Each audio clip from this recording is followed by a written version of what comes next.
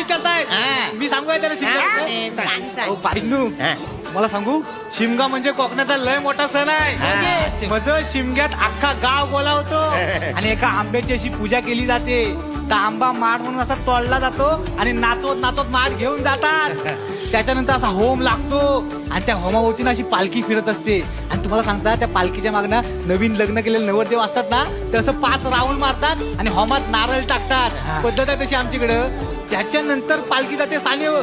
मग सानेवरनं ती प्रत्येक वाडी घेत घरात फिरते. ती तिच्या मागणं खेळलं जातात. संकासूर बोलतो वाडीत ना लय मजा असते माहितीये. तिला नाटक पण असतं, नमन असतं, दशावतारी नाटक पण ठेवतात.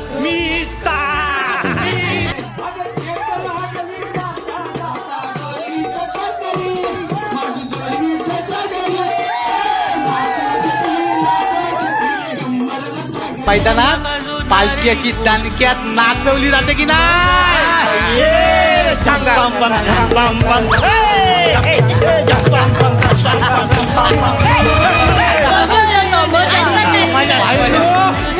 असा लाल मातीचा धुरला उडतो.